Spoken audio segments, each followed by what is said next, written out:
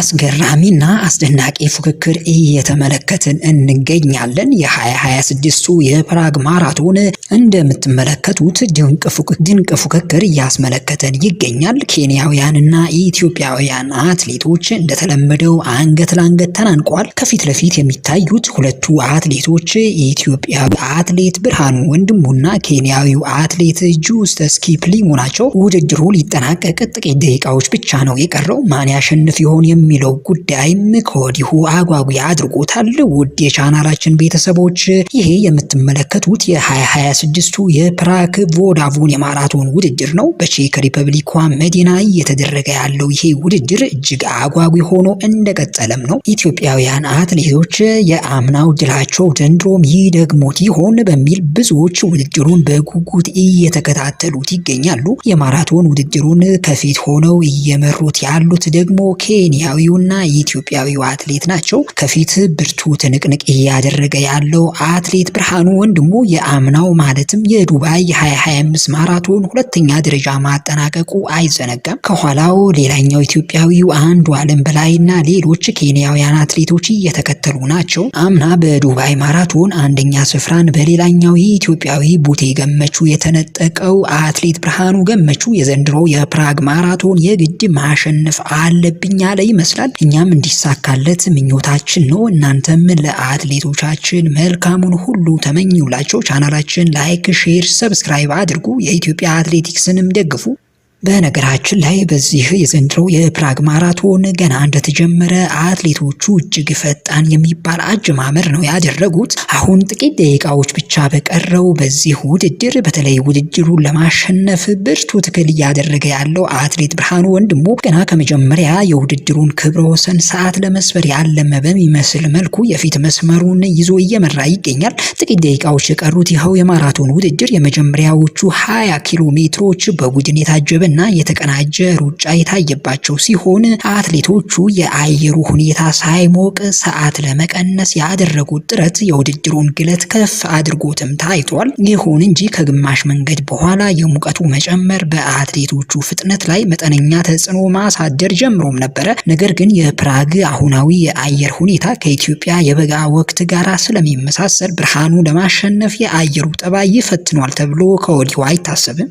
በሴቶቹ ዘርፍ እየታየ ያለው ፉክክር ፍጹም ያልተጠበቀ ነው። በስክሪኑ ላይ የምትመለከቷት ኬንያዊቷ አትሌት ሚሊሰንት ጂሊሞ የ2026ቱ የፕራግ ማራቶን ፍጹም ውድድር አልባ ያደረገችው ይመስላል። ምክንያቱም ሁለተኛና ሶስተኛ ካሉ ሌሎች አትሌቶች በብዙ ርቀት ተጉዛለች። ከሁሉም የሚያስገርመው አትሌት ሚሊሰንት ጂሊሞ ከዚህ በፊት የማራቶን ውድድር አድርጋ አታውቅም። ይሄ የፕራግ ውድድር የመጀመሪያዋ ነው። ከዚህ በፊት አትሌቷ የምትታወቀው በግማሽ ማራቶን ውድድሮች ነው። ባለፈው ሳምንት በለንደን ማራቶን በተደረገው የወንዶች ማራቶን ኢትዮጵያዊው አትሌት ዮሚፍ ቀጀልቻ ለመጀመሪያ ጊዜ ባደረገው የማራቶን ውድድሩ ከ2 ሰዓት በታች በማጠናቀቅ አዲስ ታሪክ ማጻፉ የሚታወስ ነው። ኬንያዊቷ አትሌትም የመጀመሪያ የማራቶን ውድድሯ ላይ ታሪክ ለመስራት ወደፊት እየገሰገሰች ትገኛለች። በውድድሩ ኢትዮጵያውያን አትሌቶች ኡርጌዲሮ እና ፋንቱ ዘውዴ ወደ ኋላ ቀርተዋል። በጥቂት ደቂቃዎች ውስጥ ወደፊት የሚመጡ ከሆነ አብረን የምንመለከተው ይሆናል። ኢትዮጵያዊው አትሌት ብርሃኑ ወንድሙና ኬንያዊው አትሌት ጁስተስ ኪፕሊሞ አሁንም አንገት ለአንገት ተናንቀው እየታዩ ነው። የሚላቀቁም አይመስልም። አትሌት ብርሃኑ ወንድሙ በኢትዮጵያ አትሌቲክስ ታሪክ ውስጥ ስማቸው በጉልህ ከሚጠቀሱ ቤተሰቦች የተገኘ አትሌት ነው። አትሌት ብርሃኑ የቀድሞ ዝነኛ አትሌት የእሸቱ ወንድሙ ታናሽ ወንድም ሲሆን ገና በወጣትነት እድሜው ወደ አትሌቲክስ ዓለም የገባው የታላቅ ወንድሙን ፈለግ በመከተል ነው። በታላቅ ዲሲፕሊንና በጠንካራ ልምምድ የሚታወቀው ብርሃኑ በቤተሰቡ ውስጥ ያለውን የአሸናፊነት መንፈስ በተግባር በማሳየት በረዥም ርቀት ሩጫ ላይ ተስፋ የተጣለበት አትሌት መሆኑን ይኸው እያስመሰከረ ይገኛል። በዚህ ውድድር ለአሸናፊነት ቅድመ ግምትም ያገኘ አትሌት ነው። እስካሁን ድረስ ብርሃኑ ለማሸነፍ ብርቱ ተጋድሎ እያደረገ ይገኛል። እኛም እንዲቀናው መልካም ምኞታችን እንገልጽለታለን። በነገራችን ላይ ከ20ኛው የዓለም ሻምፒዮና የውጤት ድርቅ በኋላ ኢትዮጵያውያን አትሌቶች አስደናቂ ውጤቶች እያስመዘገቡ ናቸው። በተለያዩ ሀገራት እየተደረጉ ባሉ ሜጀር ማራቶኖች እያሸነፉም ናቸው። ባለፈው ሳምንት ትዕግስት አሰፋ በለንደን የራሷን ሪከርድ ጭምር በመስበር ማሸነፏ አይዘነጋም። ነገር ግን ትዕግስት አሰፋ ሀገር በምትወክልባቸው የኦሎምፒክና የዓለም ሻምፒዮና ውድድሮች ላይ ትንሽ የመፍራት ወይም ጫናን የመሸከም ድክመት ሲስተዋልባት ተመልክተናል። ለአብነት በ2024 በፓሪስ ኦሎምፒክ በሲፈን የተነጠቀችው እና እንዲሁም በቶኪዮ የዓለም ሻምፒዮና ላይ በኬንያዊቷ የተነጠቀችው ወርቅ ከወቅታዊ ብቃቷ አንጻር ማሸነፍ የምትችላቸው ውድድሮች እንደነበሩ ብዙዎች ይስማማሉ። ኢትዮጵያውያን አትሌቶችም ልክ እንደ ፕራግ ባሉ ታላላቅ የሜጀር ማራቶን ውድድሮች ላይ ግን አንበሳ ሆነው እያየናቸው ነው። ለዚህ ጥሩ አስረጅ ከፊት ሆኖ እየመራ ያለው ብርሃኑ ወንድሙ ነው። በዓለም አቀፍ ደረጃ ትልቅ ስም ያለው የፕራግ ማራቶን እንደ አውሮፓውያን አቆጣጠር በ1995 ከተመሰረተ ጀምሮ በአውሮፓ ውስጥ ካሉ እጅግ ውብ እና ዝነኛ የጎዳና ላይ ሩጫዎች አንዱ ነው። ውድድሩ የሚካሄደው የመቶ ማማዎች ከተማ በሚባለውና በዩኔስኮ የዓለም ቅርስነት በተመዘገበው የፕራግ ታሪካዊ ማዕከል ውስጥም ሲሆን አትሌቶች በ14ኛው ክፍለ ዘመን በተገነባው የካርልስ ብሪጅ እና በታዋቂው ኦልድ ታውን ስኩዌር ውስጥ ያልፋሉ። ይሄ የማራቶን ለሯጮች ፈታኝ የሆነው በውበቱ ብቻ አይደለም። መንገዱ በአብዛኛው ጥንታዊ በሆኑ የድንጋይ ንጣፎች ወይም ኮብልስቶንስ የተገነባ በመሆኑ አትሌቶች ከፍተኛ ጥንቃቄና ጥንካሬ እንዲያሳዩ ስለሚጠይቅም ጭምር ነው። ውድድሩ የሚካሄድባት ቼክ ሪፐብሊክ በመካከለኛው አውሮፓ የምትገኝ በኪነ ህንፃ ጥበብና በበለጸገ ባህል የምትታወቅ ሀገርም ናት። የፕራግ ማራቶን በሀገሪቱ ትልቅ የስፖርት ክስተት ሲሆን በሺዎች የሚቆጠሩ የሀገሪቱ ነዋሪዎች በጎዳናዎች ላይ በመውጣት አትሌቶችን በከፍተኛ የሙዚቃና የደስታ ድባብ ያጅባሉ። ሀገሪቱ ለሩጫ ስፖርት ያላት ፍቅር ከታዋቂው የሩጫ አባት ተብሎ ከሚታወቀው ቼክ ሪፐብሊካዊው ኤሚል ዛቶፔክ ታሪክ ጋር የተያያዘ በመሆኑ የፕራግ ማራቶን በየዓመቱ ዓለም አቀፍ ትኩረትን በመሳብ የሀገሪቱን የቱሪዝም ዘርፍ በማነቃቃት ረገድም ትልቅ ድርሻ አለው። የዘንድሮ የ2026ቱ የፕራግ ማራቶንም ከቀደሙት ዓመታት ለየት የሚያደርጉት ጥቂት ዋና ዋና ምክንያቶች አሉት። አንደኛው ውድድሩ የተካሄደበት ወቅት በአውሮፓ እጅግ ተስማሚ የአየር ሁኔታ በታየበትና በርካታ አትሌቶች የግል ምርጥ ሰዓታቸውን ለማሻሻል ከፍተኛ ዝግጅት አድርገው የመጡበት መሆኑ ነው። በተጨማሪም የዘንድሮ ውድድር ላይ በቴክኖሎጂ የታገዘ የሯጮች ክትትል፣ ላይቭ ትራኪንግ እና ለተመልካቾች የቀረቡ አዳዲስ የዲጂታል ገጽታዎች ውድድሩን ይበልጥ ዘመናዊና ዓለም አቀፋዊ ይዘት እንዲኖረው አድርገውታል። በዚህ ውድድር የኬንያዊቷ አትሌት ሚሊሰንት ጂሊሞ እያሳየች ያለችው ብቃት እጅግ የሚደንቅ ነው። ሚሊሰንት ከመጀመሪያው አንስቶ የውድድሩን ፍጥነት በመቆጣጠርና የራሷን መጠብቃ እየተጓዘች ትገኛለች። ከሷ ኋላ እየተከተሏት ያሉት ኬንያውያኑ ጃኔት ሩጉሩና አንጄላ ታንዊ ናቸው። ኢትዮጵያውያን አትሌቶች ኡርጌ ዲሮና ፋንቱ ዘውዴ አሁንም ወደ ኋላ እንደቀሩ ናቸው። የወንዶቹን ውድድር አሁንም አጓጊ ሆኖ እንደቀጠለ ነው። ኢትዮጵያውያን አትሌቶች ከፍተኛ ሽልማት ያስገኘውን የአምናው የ2025ቱ የፕራግ ማራቶን ማሸነፋቸው አይዘነጋም። ምንም እንኳ በዚህ ውድድር ላይ በተለይ ሴት አትሌቶቻችን ደክመው ቢታዩም ኢትዮጵያዊቷ ኡርጌ ዲሮ በረዥም ርቀት ሩጫ በተለይም በማራቶን ውድድሮች ላይ ትኩረት እየሳበች የመጣች አትሌት ናት። ኡርጌ በማራቶን ስፖርት ውስጥ ያላት ጉዞ በትዕግስትና በደረጃ የታጀበም ነው። በተለያዩ ዓለም አቀፍ ውድድሮችም ላይ ተሳትፋለች። ከኋላ የተቆረጠችው ሌላኛዋ ኢትዮጵያዊቷ አትሌት ፋንቱ ዘውዴም በተለያዩ ታላላቅ ማራቶኖች ላይ በመሳተፍ ሰፊ ልምድ ያካበተች አትሌትም ናት። ፋንቱ ከዚህ ቀደም በቻይና በአውሮፓና በመካከለኛ ምስራቅ ሀገራት በሚካሄዱ የሜጀር የማራቶን ውድድሮች ላይ በመሳተፍ ውጤታማ መሆን የቻለች ሲሆን በተለይም የግል ምርጥ ሰዓቷን በየጊዜው በማሻሻልም ትታወቃለች። ኢትዮጵያዊው አትሌት ብርሃኑ ወንድሙ የአምናው የኢትዮጵያ የፕራግ ማራቶን ድል ለማስቀጠል ብርቱ ጥረት እያደረገ አሁንም ይገኛል። በ2025 የተካሄደው የፕራግ ማራቶን የኢትዮጵያውያን አትሌቶች በሁለቱም ጾታዎች የበላይነታቸውን ያረጋገጡበትና በታሪካዊቷ የፕራግ ጎዳናዎች ላይ አዲስ ታሪክ የጻፉበት ውድድር እንደነበረ አይዘነጋም። በተለይ በወንዶችና በሴቶች ዘርፍ የተመዘገቡት ሰዓቶች የፕራግ ማራቶን በዓለም አቀፍ ደረጃ ያለውን ተወዳዳሪነት ከፍ ያደረጉም ነበሩ። የኢትዮጵያ አትሌቶች ገና ከጅማሬው የነበራቸው በራስ መተማመንና ስልታዊ አሯሯጥ ለውጤቱ መገኘት ዋነኛ ምክንያት እንደነበረ የሚታወስ ነው። ባለፈው ዓመት በወንዶች በኩል አትሌት ለሚ ብርሃኑ ያሳየው ብቃት እጅግ አስደናቂና ለተመልካች ሳቢ የነበረም ነው። ለሚ ገና ከጅምሩ ከፊት ከነበሩት መሪዎች ጋር በመሆን ውድድሩ ሲቆጣጠርም ታይቷል። ልክ እንደ ብርሃኑ ማለታችን ነው። በተለይ ወደ መጨረሻው ኪሎ ሜትሮች ሲቃረብ ያሳየው ፍጥነት ተከታዩን ኬንያዊው ፊሊክስ ኪፕኮይችን ከ2 ደቂቃ በላይ በሆነ ሰፊ ልዩነት እንዲቀድም ማስችሎታል። ለሚ በ2 ሰዓት ከ05 ከ14 በሆነ ፈጣን ሰዓት ውድድሩን ማጠናቀቁ የፕራግ ውድድርን በበላይነት መቆጣጠራቸው ኢትዮጵያውያን እንደገና ያስመሰከሩበት ውድድርም እንደነበረ የማይረሳ ነው። በነገራችን ላይ የአምናው የፕራግ ማራቶን ለሚን እስከ መጨረሻ ድረስ የተፋለመው ኬንያዊው አትሌት ፌሊክስ ኪፕኮይችን በዚህኛው ውድድርም እየተሳተፈ ይገኛል። ከውድድሩ አስቀድሞ ያሸንፋል በሚል ቅድመ ግምት ያገኘ አትሌትም ነው። በኋለኛው የአትሌቶች ስብስብ አሁን ላይ ይገኛል። በተለይ የመጨረሻ ፍጥነት ጨምሮ የመጓዝ ልምድ ስላለው ወደፊት የመምጣት እድሉ አሁንም ዝግ አይደለም። አትሌት ብርሃኑ አሁንም ከፊት ሆኖ ውድድሩን እየመራ ይገኛል። በማራቶን ውድድሮች ላይ ትኩረት ማጣት ዋጋ እንደሚያስከፍል የታወቀ ነው። ሌላው ቀርቶ የውሃ ኮዳ ለመቀበል የሚደረገው ጥረት ሳይቀር ብርቱ ጥንቃቄ የሚፈልግ ጉዳይ ነው። ብርሃኑ ሳይዘናጋ በዚሁ አሯሯጡ ከሄደ የማሸነፍ እድሉ ሰፊ ነው። አስገራሚ ክስተት እያየን ነው። ብርሃኑ ኬንያዊው አትሌት ሸውዶት እየሄደ ይገኛል። በብልጠት አምልጦት ወደፊት እየገሰገሰ ይገኛል። ጁስተስ ኪፕኮሪሊሞን ሸውዶት ብርሃኑ ወደፊት እየገሰገሰ ይገኛል።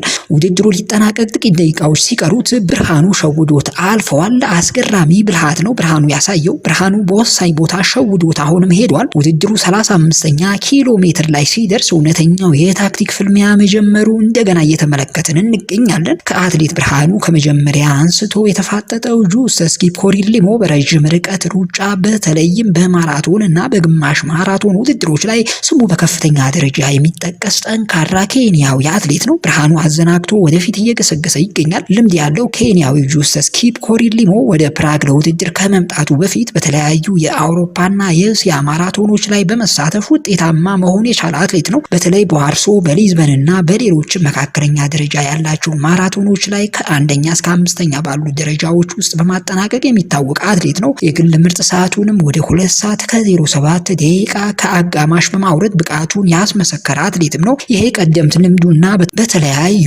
ውድድሮች ላይ በፕራግ የድንጋይ ንጣፍ መንገድ ላይ ጭምር ስኬታማ ይሆናል ተብሎ አስቀድሞ ተገምቶ ነበረ። ነገር ግን የብርሃኑ ብቃት መቋቋም በፍጹም ተስኖት እየተስተዋለ ነው። ብርሃኑ አሁንም መሪነቱን በፍጹም ተዘናግቶ ለሌሎች አትሌቶች የሚለቅ አይመስልም። ወደፊት እየገሰገሰ ይገኛል። ወደ ማራቶን ከመሸጋገሩ በፊት ብርሃኑ ወንድሙ በሀገር ውስጥና በዓለም አቀፍ ደረጃ በተለያዩ ጎዳና ላይ ሩጫዎችና የግማሽ ማራቶን ውድድሮች ላይ ተሳትፎ ውጤታማ ሆኗል። በተለይ በ10 ኪሎ ሜትር እና በ21 ኪሎ ሜትር ርቀቶች ላይ ፈጣን ሰዓቶችን በማስመዝገብ የታወቀም ሲሆን ይህም ለሙሉ ማራቶን የሚያስፈልገውን ፍጥነትና ጽናት እንዲያዳብር አድርጎታል። በፕራግ ማራቶን ላይ ያሳየ ያለው ብስለትና ራሱን የመቆጣጠር ብቃት ከዚህ ቀደም በተሳተፈባቸው ታዋቂ ውድድሮች ካካበተው ልምድ የመነጨ ይመስላል። በዚህ የ2026ቱ የፕራግ ማራቶን ብርሃኑ የተጠቀመው ታክቲክ ትዕግስትን ከፍጥነት ጋር ያዋሃደ ታክቲክ ሊባል ይችላል። ውድድሩ እንደተጀመረ ከፊት ከነበሩት መሪዎች ጋር ሳይራራቅ በመቆየት አቅሙን ቆጥቦ የተጓዘም ሲሆን በተለይ መንገዱ ወደ መጨረሻ ኪሎ ሜትሮች ሲቃረብ እና በድንጋይ ንጣፎች ሲከበብ ታላቅ ጽናትን አሳይቷል። ከ35ኛው ኪሎ ሜትር በኋላ ተፎካካሪዎቹ የድካም ስሜት ማሳየት ሲጀምሩ ብርሃኑ ድንገተኛ ፍጥነት በመጨመር ኬንያዊውን አትሌት ለብቻው ነጥሎ በመውጣት የውድድሩን የበላይነት እንዲረከብ አስችሎታል። ይሄም አስደናቂ ነው።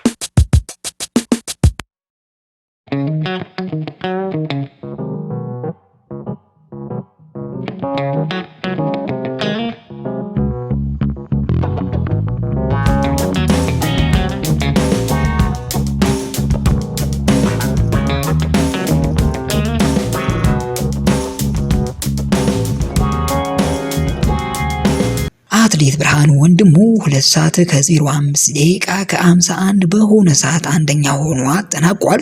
በዚህ በፕራግ ያስመዘገበው 2 ሰዓት ከ05 ደቂቃ ከ51 ሴኮንድ የእርሱን የግል ብቃት ከማሳየቱም በላይ በማራቶን ዓለም ውስጥ አደገኛ ተፎካካሪ መሆኑን ያረጋገጠበት ውድድር ነው። ይሄ ድል ለብርሃኑ ትልቅ በራስ መተማመንን የፈጠረለት ሲሆን በታላላቆቹ የዓለም ማራቶኖች ላይ ለመሳተፍም ሰፊ እድል ይከፍትለታል ተብሎ ይታሰባል። የወንድሙን ስምና የኢትዮጵያን ባንዲራ በቼክ ሪፐብሊክ ጎዳናዎች ላይ ከፍ አድርጎ ማውለብለቡ ለቀጣዩ ትውልድ አትሌቶች ትልቅ መነሳሳትን የሚፈጥርና የእርሱን የወደፊት ብሩህ ተስፋ የሚያመላክትም ነው። በ2026 የፕራግ ማራቶን በ2 ሰዓት ከ07 ደቂቃ ከ45 ሴኮንድ በሆነ ሰዓት ሁለተኛ ደረጃን ይዞ ያጠናቀቀው ኬንያዊው አትሌት ፌሊክስ ኪፕኮኤች ነው። ይሄ አትሌት አምና በዚህ የፕራግ ማራቶን ሁለተኛ ደረጃን ይዞ ማጠናቀቁ አይዘነጋም።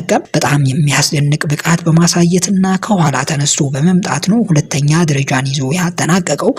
ፌሊክስ ኪፕኮኤች በረዥም ርቀት ሩጫ በተለይም በግማሽ ማራቶን እና በማራቶን ውድድሮች ላይ ከፍተኛ ተወዳዳሪነት ያለው ኬንያዊ አትሌትም ነው። ስሙ በዓለም አቀፍ ደረጃ በጉልህ መሰማት የጀመረው በተለይ በግማሽ ማራቶን ርቀት ላይ ባስመዘገባቸው ፈጣን ሰዓቶች ሲሆን በጠንካራ የውድድር ስነ ልቦናውና እስከ መጨረሻው ሰከንድ ድረስ ባለመታከት በሚያደርገው የፍጥነት ግስጋሴ ይታወቃል። ወደ ማራቶን ከመሸጋገሩ በፊት በጎዳና ላይ ሩጫዎች የነበረው ውጤታማነት በፕራግ ለታየው ጽናትና ስልታዊ አሯሯጥ መሰረት የሆነው ይመስላል። የሚያስገርመው ነገር በዚህ ውድድር አስቀድሞ ለማሸነፍ ብርሃኑ ሲፎካከር የነበረው አትሌት ሊሞ ሁለተኛነት እንኳን ማግኘት ተስኖታል። በዘንድሮ የፕራግ ማራቶን አንዱዓለም በላይ 3ኛ ደረጃን ይዞ አጠናቋል።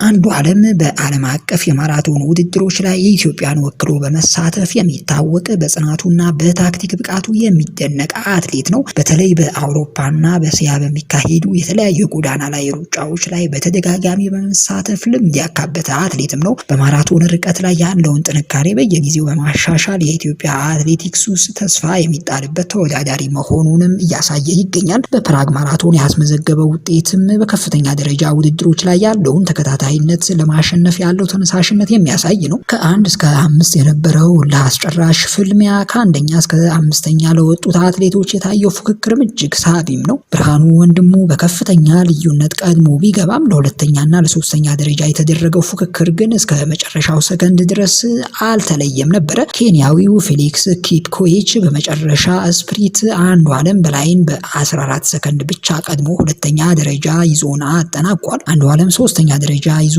ገብቷል። እስከ መጨረሻዎቹ ኪሎ ሜትሮች ከብርሃኑ ጋር ሲፎካከር የነበረው ጀስተስ ኪፕኮሪር ሊሞ ግን አቅሙ በመዝለሉ ወደ 4ኛ ደረጃ ዝቅ ማለት ተገዷል። በሴቶቹ ዘርፍ ግን ኬንያውያን ፍጹም የበላይነት ይዘው አጠናቋል። በዘንድሮ የፕራግ ማራቶን ውድድር ኬንያዋ ሚሊሰንት ጂሊሞ ያሳየችው ብቃት እጅግ አስደናቂም ነበረ። ሚሊሰንት ከመጀመሪያው አንስቶ የውድድሩን ፍጥነት በመቆጣጠር እና የራሷን ምጠብቃ በመጓዝ በ2 ሰዓት ከ24 ደቂቃ ከ19 ሴኮንድ በሆነ ፈጣን ሰዓት ቀዳሚ ሆና አጠናቃለች። ይሄ ውጤቷ ከሁለተኛዋ ተከታይዋ የኬንያዊት አትሌት ጃኔት ሩጊሪ ጋር በ2 ደቂቃ ከ20 ሰከንድ የላቀ ልዩነት ያለው ሲሆን ይህም ሚሊሰንት በፕራግ ጎዳናዎች ላይ ያላትን የጥንካሬ ደረጃና ለማሸነፍ ያላት ቁርጠኝነት በግልጽ ያሳየ ኩነትም ሆኖ ተመዝግቧል። ለመጀመሪያ ጊዜ ባደረገችው በዚህ ውድድር አሸናፊ መሆኗ ሌላኛው ታሪኳ ነው። ከአንደኛ እስከ 3ኛ ያለውን ደረጃ ኬንያውያን አትሌቶች ጠቅልለው በመያዝ የደረጃ ሰንጠረዡን ተቆጣጥረውታል። ሁለተኛ የወጣችው ጃኔት ሩገሪ እንዲሁም ሶስተኛዋ አንጄላ ታኑዊ እስከ 30ኛው ኪሎ ሜትር ድረስ ከአሸናፊዋ ጋር ተቀራራቢ ፉክክር ሲያደርጉ የነበረ ቢሆንም በመጨረሻዎቹ ኪሎ ሜትሮች ላይ ግን ሚሊሰንት የፈጠረችውን ከፍተኛ ፍጥነት መቋቋም ሳይችሉ ቀርቷል። ይሁን እንጂ ሁለት አትሌቶች ለሁለተኛነት ደረጃ ያደረጉት እልህ አስጨራሽ ትግል የሴቶቹን ውድድር በጉጉት እንዲታይ ካደረጉ ዋና ዋና ምክንያቶች አንዱም ነበረ። በሌላ በኩል ኢትዮጵያውያን አትሌቶች ውርጌድሮና ፋንቱ ዘውዴ 4ኛና 5ኛ ደረጃን ይዘው አጠናቋል። ውድ ቤተሰቦቻችን በሌላ የአትሌቲክስ ውድድር እስከምንገናኝ ቸር ሰንብቱ። ቻናላችንን ላይክ፣ ሼር እና ሰብስክራይብ አድርጉ። መልካም ጊዜ ተመኘን። ቸር ሰንብቱ።